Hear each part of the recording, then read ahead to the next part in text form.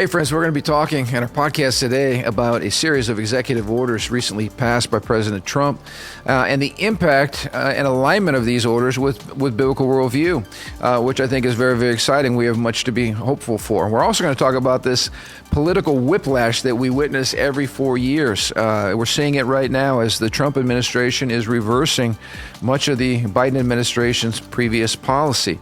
Every year, though, there's this whiplash back and forth, and it seems like we're spending a whole lot of time just undoing a lot of things that the previous administration did. Is this the way that the American system was structured? Is this normal? Why is this happening? And more importantly, what do we do about it? So a lot to talk about today. We hope you'll join us.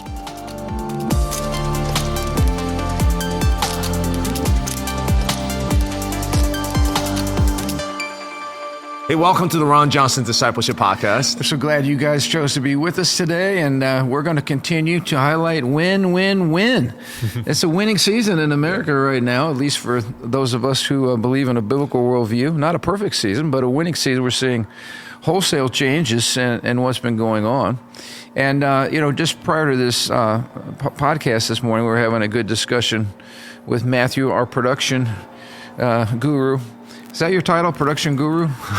Anyway, Czar. The production czar, not on the border though. His authority is only in Crown Point. All right, he's not like the border czar. He's Crown Point czar. No, but he brought up a really good point, and maybe we could chit chat about this. You know, it seems like one administration, the Biden administration is now, leaving town. Of course, before he left, the administration, I don't know if it was him, but the administration did everything they could to make it rough sledding for the incoming administration, namely the Trump administration. And then we see all these executive orders and reversing, everything from abortion policy, border policy, all kinds of policies because it's a different party in charge and a different agenda. And then so we work really hard to undo all the regulatory mess. We work really hard to change laws, to set a course in a different direction. But it's almost like these issues, these hot button issues are like political ping pong balls. And I think, I agree with Matthew's assessment. It gets to be a little frustrating. It's like, okay, so now we're going to deal with, from our perspective, 4 years of sanity and justice and righteousness, and then we're going to have another election where we might get, somebody else in, and then everything flip-flops for 4 years more, at least, of insanity, back to sanity, back to insanity. Somehow I don't feel like that's how the government was, meant to be. And so it is a problem. What do we do about it, and what do you think is the solution? Yeah, you're talking about political whiplash, right? Yeah, that's a good way to phrase it. How much can a nation's neck go back and forth without just crumbling from within, right? Yeah. And I think that's a great question. I'm actually interested in, if you're watching this video, your comments, comment below. I'm learning from YouTubers. Comment below on what you think is. Are we going to 4 years later, are we going to whiplash back or forth? Now, my perspective is I think about the Reagan era. And the Reagan era, there's something common about mankind, every nation, is we like to be protected. We like safety. We like stable economy. We don't want inflation to be too high. Yep. We don't want our nation to be crumbled under multiculturalism and there's just chaos and devices. Where we lose our identity as a nation and all those things. Exactly. I think there's some commonality. Now, I think the whole world is trending towards this kind of nation state first and less this globalistic. What I've seen in Europe, which is, for a long time. I would say recently, right? We've seen it. Yes. We saw it in Argentina. South America too, and Europe. Yep. But these were nations that, a few years ago we were saying they're off the deep end. They're not coming back. Well, they're coming back. Yep. And they're coming against all odds, should I say. Yep. It wasn't because the media was behind them. It wasn't because the big tech or big pharma or big food or big weapons are behind them. Yep. It's a nationalistic movement from people. Yep.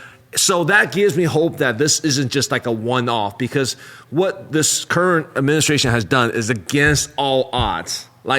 Everything coming against them. It wasn't just it was like blowing the wind just shifted. It wasn't that. It was like they were going upwind all the way.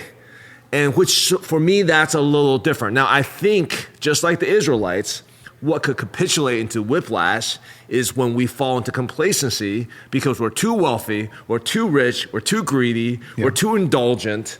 Yeah. It's interesting. Elon Musk shared a stat about having kids.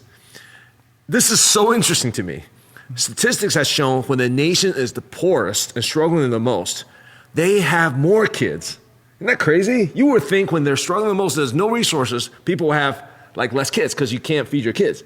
Statistically has shown the opposite, which is when nation becomes wealthy and rich and prosperous, they have less and less kids. Can that blow your mind? Like, it's counterproductive, but to me, what that says is when we get rich and wealthy and complacent, we start falling into all these different things, agenda. Just to clarify, you'd think when we have plenty, we would have large families because the issue wouldn't be economic. Right. But just the opposite happens. In some of the wealthiest countries, they choose to not have any children. It's all about them and their. This is a worldwide trend. Yeah. Which again, I'm not even talking about having kids. Having kids is important for civilization growth. But my point is, just like the Israelites, when they're doing well, when they're prosperous, that's when they let the guards down. So for me, it's really less of a maybe political win, but more of the hearts and how complacent are we? Are we ever vigilant? Are we going to be on guard to say, hey, we got to keep stewarding this? Or do we just let our guard down and say, you know what, I'm going to go enjoy my greed? And I think the whiplash is also a function of really disparate worldviews. I mean, we have one worldview that's like miles away from, say, a Judeo-Christian worldview in terms of what we believe about life and the planet and all those kinds of things. Human flourishing, sin, restoration, healing, Jesus, the gospel, the place of Scripture, I mean, and culture. It goes on and on and on. And so I think this is, again, where the church comes in, because I think the political whiplash obviously is downstream of the church and Christian worldview. If we lose our worldview, then we fraction off into all kinds of various movements.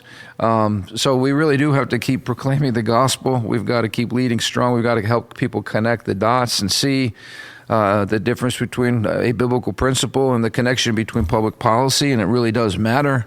That the Bible really is the blueprint for human flourishing, and that's the job that only the church can do. I also think, I just make this comment, I also think it's amazing how God raises up people, and I don't want to make this into some Messiah complex, with Donald Trump. Donald Trump is a normal fallen human being, but he's exceptional in certain things, and one of those is his ability to stand in front of an auditorium filled with people and just be himself and just communicate his heart and share from the hip.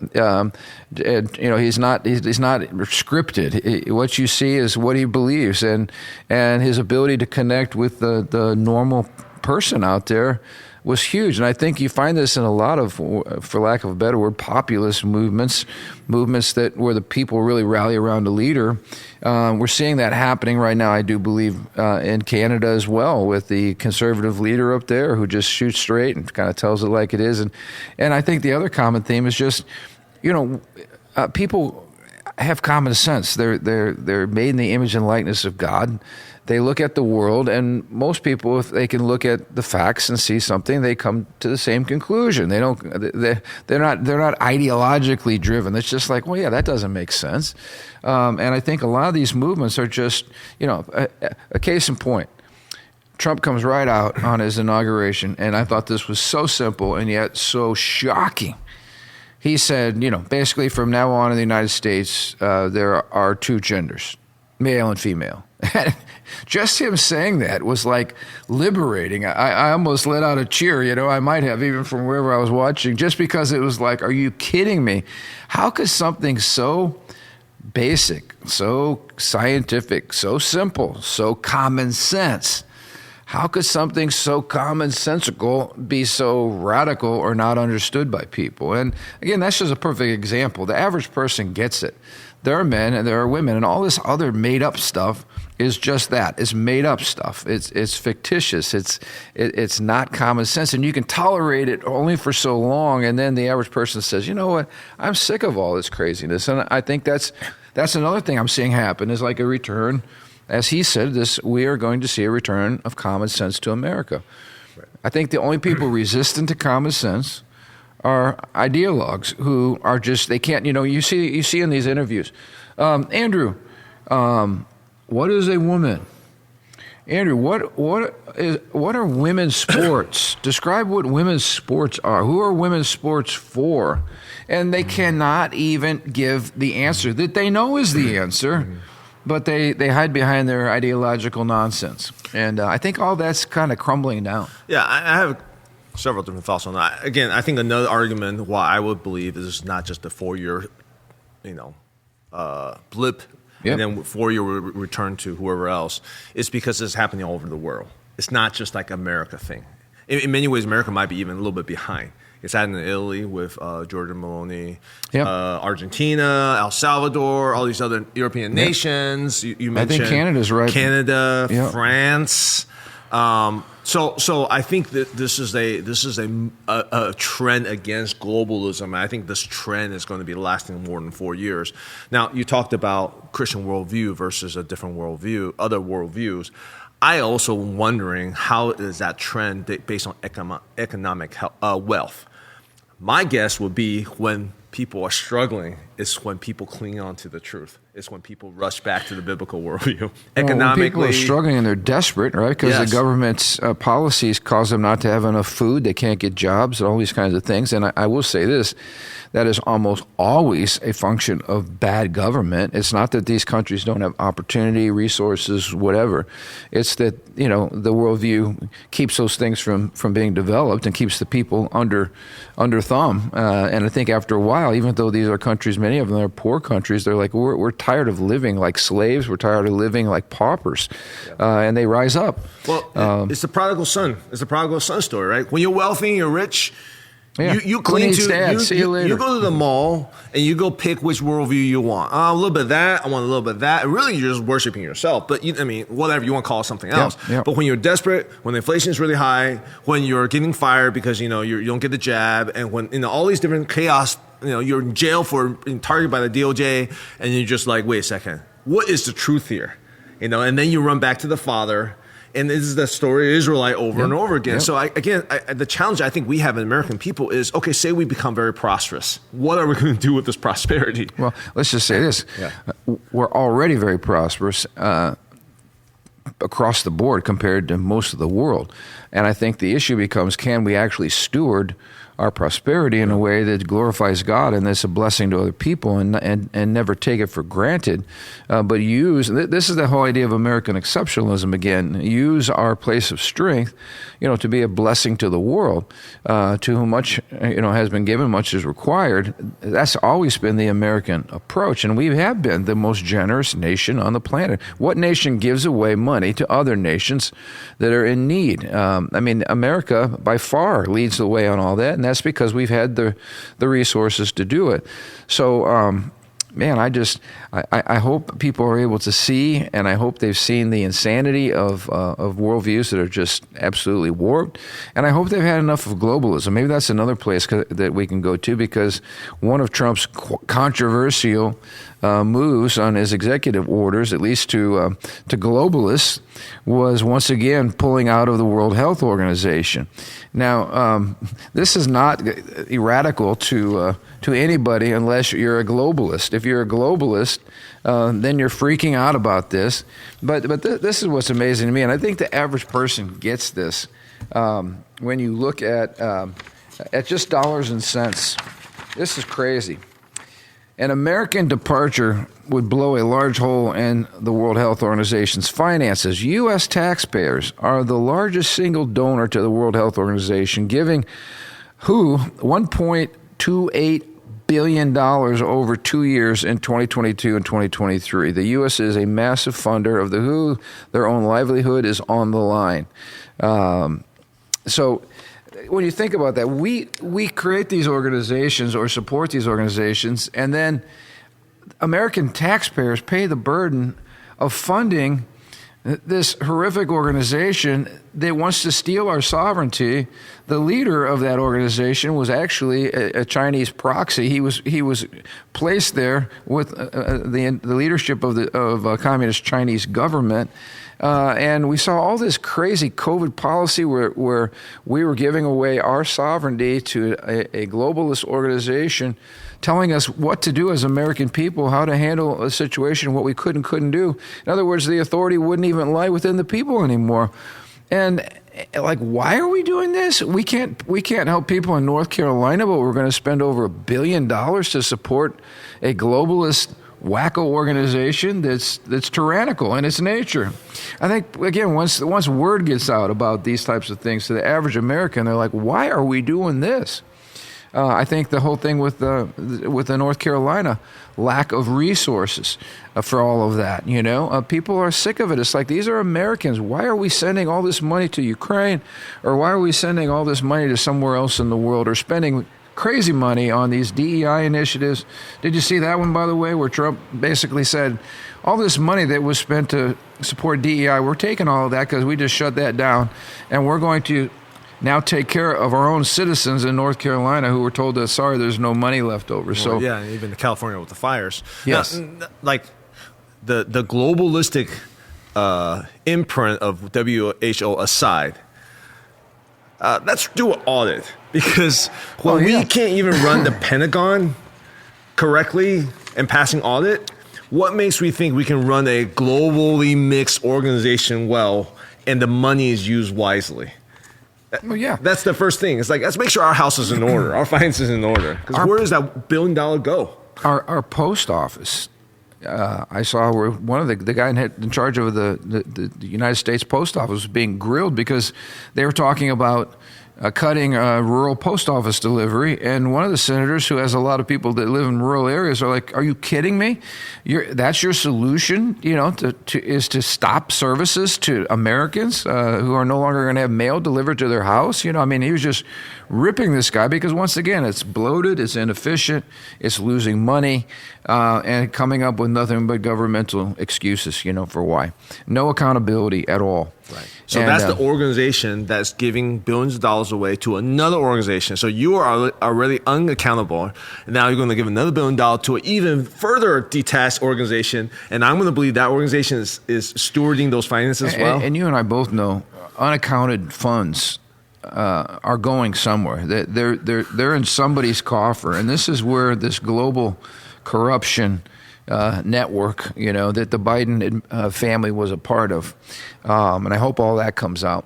That there's a lot of money that just gets hidden, that gets stolen, especially in these countries that have dictators and unstable forms of government. That money is not going where it was intended. Gaza is a perfect example. All the money that's gone to humanitarian money that goes to Gaza that ends up being used to build tunnels and make weapons and do all kinds of terrorist activity, and the people never see that money. But the terrorists see the money, and they benefit from that money. So this is good. The DOGE, or whatever it's called, DOGE department.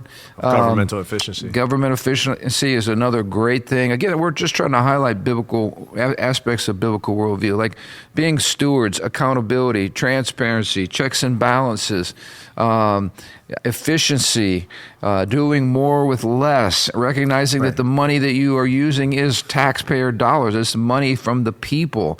Cutting taxes, giving more money to citizens to spend their own money, to make free choices with their own money, tearing regulations off of us so that people can make a decision to build a house without having to have 45 permits. I mean, it's just crazy. It's so interesting because, we talked a little bit yesterday about the Episcopalian priestess, or whatever, bishop, or whatever her title is, who was preaching the Christian values of, harming LGBT kids and stuff like that. And I just think, man, where is the Christian value of stewardship? Does Jesus not care? Did Jesus not preach harshly and strongly about stewardship?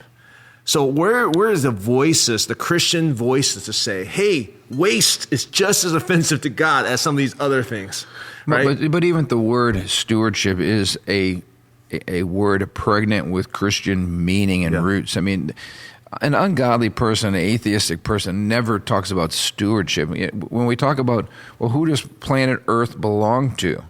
Well, it belongs to us, or it belongs to some globalistic group that's going to steward it, for lack of a better word. But there's no sense that the planet belongs to God, or that the resources belong to God, that government resources belong to God, that personal resources come and belong to God.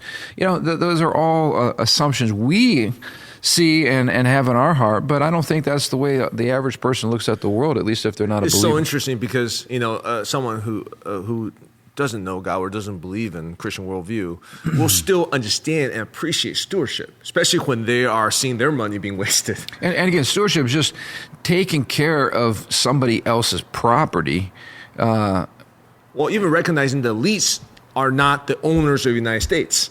Like, they are not the kings. Like, we have abolished kings. We don't have kings. The leaders, based on biblical worldview, serves the people. The Bible, Jesus has taught the revolutionary teaching that if you want to be a leader, you got to wash other people's feet. That's what we call them, ministers. They're servants, right? Now, public servants, that is a biblical worldview, that those who are in White House or Congress are not our kings. They don't get to take our money and spend it whatever they want. That's illegal. They get prosecuted that. They are stewarding the finances because we are their boss.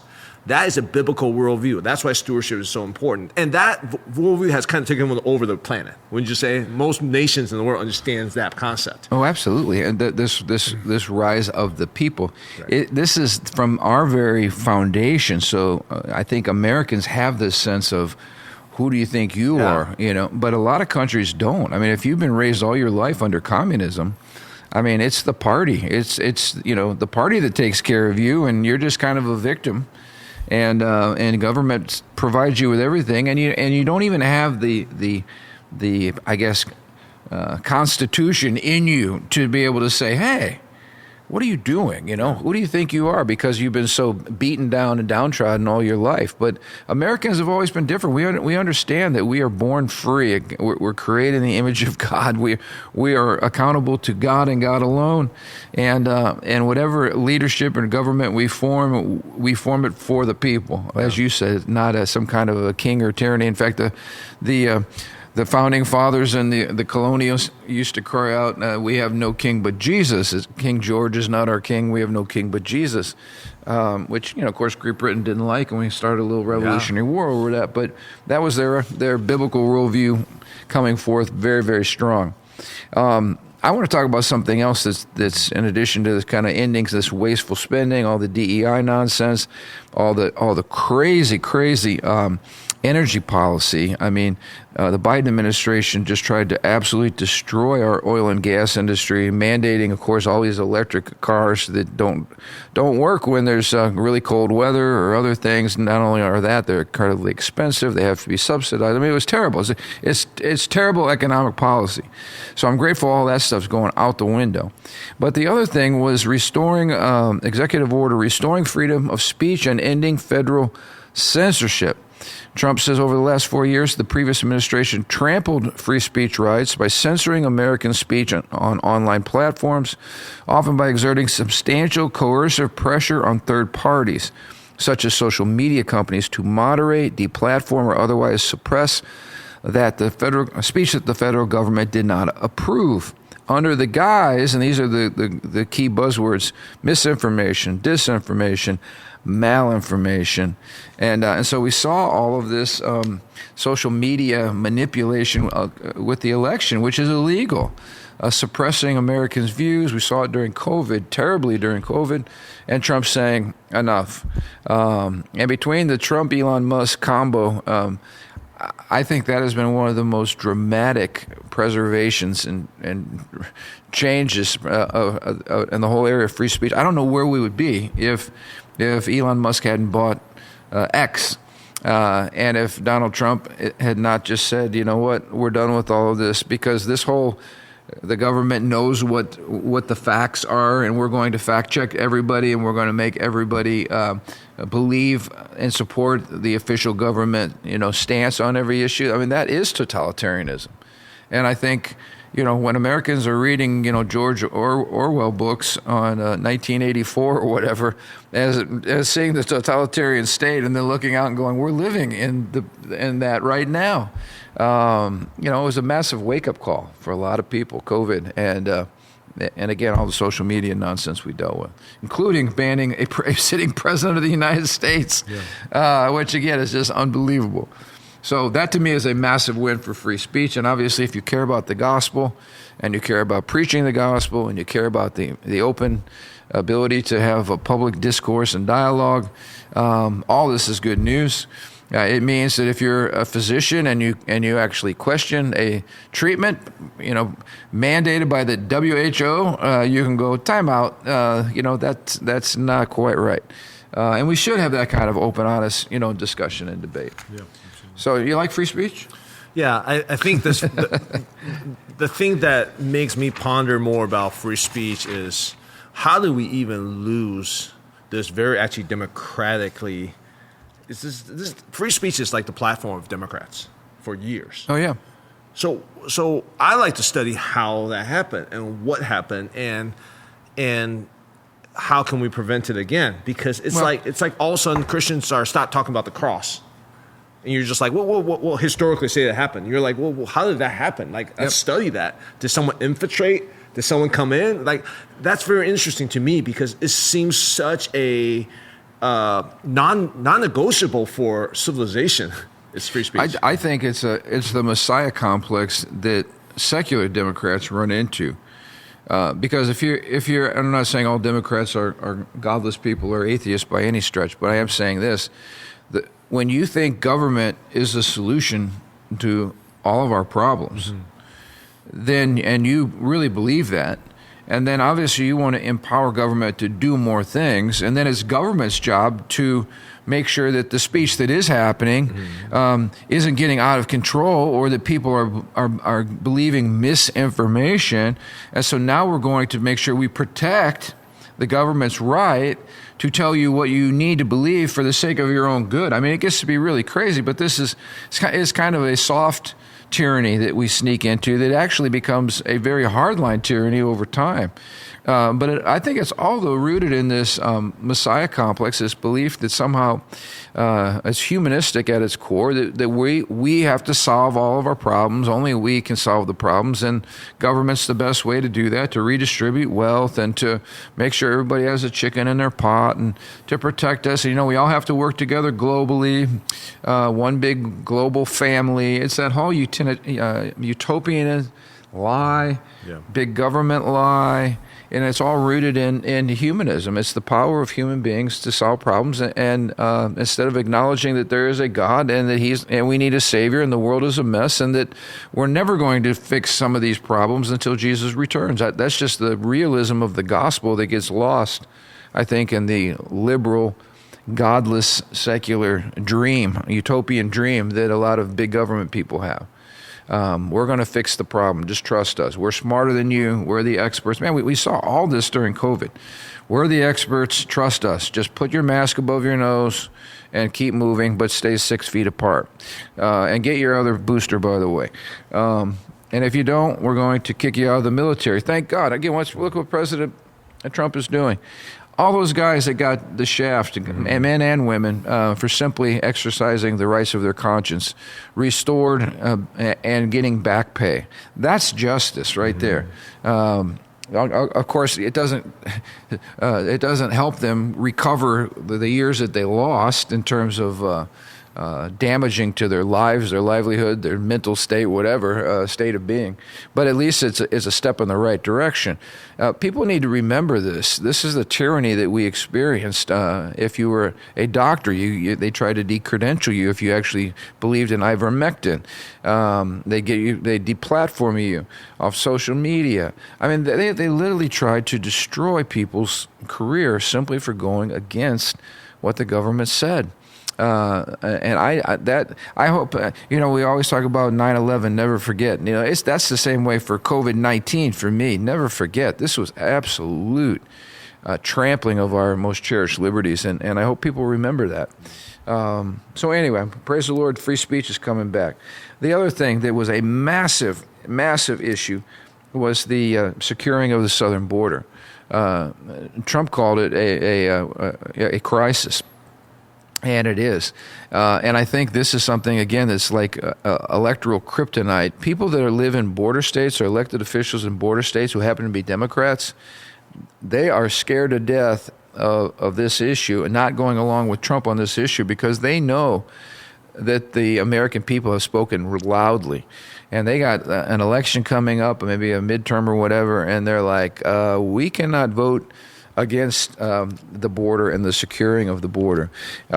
Evidence here, the Laken-Riley Act passes through Senate with bipartisan support. There were a number of Senate Democrats who talked with Schumer and basically got his blessing to go along with the Republicans on this one because they know they're dead in the water if they don't come on strong and do something about the border. And I'm excited to see that there were over 300 illegal aliens here who had committed crimes, some violent crimes that are now out of the country. This is what Americans want: restore peace and safety to our nation.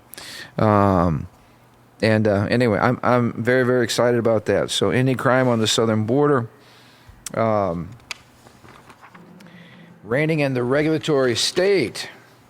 Restoring American sovereignty. We talked about that. This was great. Actually getting government employees to show up at work. That's crazy. They're saying that over half of the office space is just empty. These buildings are like ghost towns because no one's even working. So these are most Americans that have to get up, and drive to work and put in a hard day's work. They appreciate the fact that our government dollars or tax dollars should go to people who actually show up and do something. So anyway, good stuff. And this is another thing that I like, that another phrase that I think resonates with Americans, and that is the phrase "America first." This again is just common sense to me. We are a sovereign nation. Our elected officials should be thinking first about our citizens whom they have been elected to represent. This is just common sense. I mean, this is like falling off a log. This is so easy.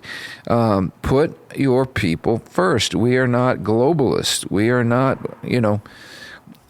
focusing on whatever. We're not focusing on any particular other nation. We're focusing, first of all, on the blessing and the care and the protection of our own people. And as that's taken care of, then we're able to set our focus other places. But you got to, you have to take care of the home front. And I think the average American felt like, we haven't been taken care of. We are not priority, and we're sick of it. When you see people coming into your country illegally that are given free phones, put up in hotels, given credit cards with money on them to go buy food or whatever else that they're doing.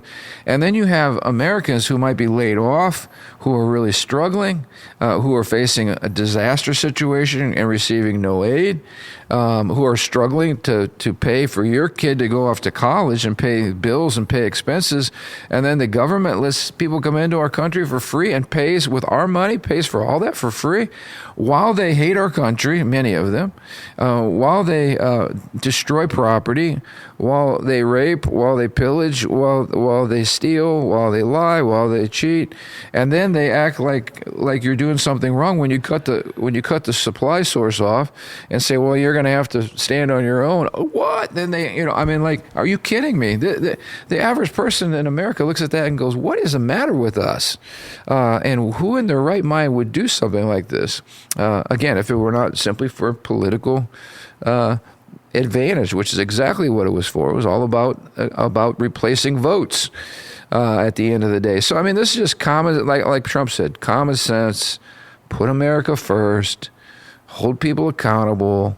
The people are in charge. This is like basic American civics 101. Yeah, I think American people understand this is not like America versus rest of the world. It's not like, oh, we got to care for all the poor in other nations. So America, you guys have so wealthy and rich, you guys are good. They see through that.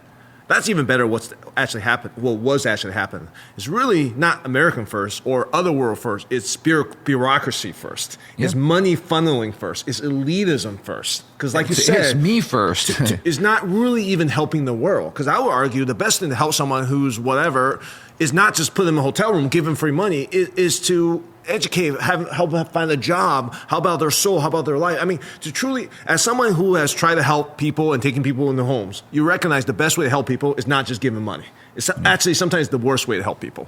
It's so much harder. It's a temporary way, that's for sure. It's maybe it could feel good, but in the end of the day, it's so much harder to truly help people's culture. Because what people really need is a change of heart and change of culture. Yeah. And money doesn't do that. Which is why the best help and aid comes from people closest to you. Yeah. So there's accountability. Yep. There's follow through. It's not just sending money in a check and giving somebody a free cell phone when they sneak into the country. There's times, the disasters and stuff, and they need to. I get all that, but by and large, to really help people, you need to change your culture and mindset, and that's not just shelling out billions and trillions of dollars. And let's just be real. The reason they're doing that is not because they really have a heart for the lost or heart. No, it's because there's a votes, money funneling, and I think American people see through that. Right, because it doesn't make any sense. Why would you just let anybody willy-nilly come into your country without vetting them if there was not another agenda? And that agenda is obviously shifting electoral votes, shifting of power. If we're gonna let you in and we're gonna give you all this free stuff, then you're gonna probably vote for us.